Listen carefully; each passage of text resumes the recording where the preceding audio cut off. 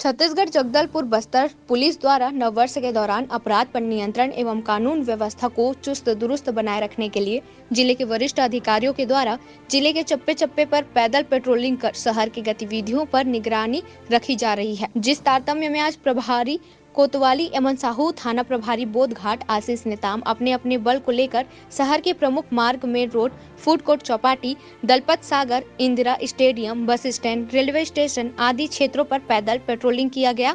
साथ ही शहर के होटल एवं लॉज की भी बारीकी से निगाह रखकर चेकिंग किया जा रहा है। इसके अलावा उड़ीसा के सीमांत क्षेत्रों जिसमें नगरनार, बकावंड, परपा क्षेत्र में उड़ीसा सीमा पर चेकिंग किया जा रहा है एवं आने जाने वाले लोगों को और वाहनों की चेकिंग किया जा रहा है। साथ ही शराब पीकर वाहन चलाने वालों पर भी शहर में अलग अलग जगह यातायात पुलिस के द्वारा चेकिंग कर कार्यवाही किया जा रहा है। जगदलपुर से संवाददाता विजय पचौरी की रिपोर्ट। वरिष्ठ पुलिस अधीक्षक के नेतृत्व में बस्तर पुलिस लगातार शांति व्यवस्था बनाए रखने के कर्तव्यनिष्ठ है।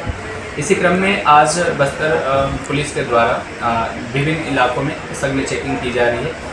वरिष्ठ पुलिस अधीक्षक का निर्देश है कि जो व्यक्ति शराब पीकर वाहन चला रहे हैं उनके खिलाफ मोटर व्हीकल एक्ट के अंतर्गत में कार्रवाई की जाए। इसी क्रम में आज समून चौक, बोधघाट चौक, आड़ावल चौक, आमागुड़ा चौक और धर्मपुरा चौक पर चेकिंग चल रही है। साथ ही साथ थाना प्रभारी कोतवाली एवं साहू और थाना प्रभारी बोधघाट आशीष नेताम के साथ अभी सामने पैदल पेट्रोलिंग की गई, जिससे कि आपराधिक तत्वों पर नियंत्रण रखा जा सके। इसके अलावा नववर्ष के उपलक्ष्य में व्हीकल पेट्रोलिंग की संख्या बढ़ा दी गई है।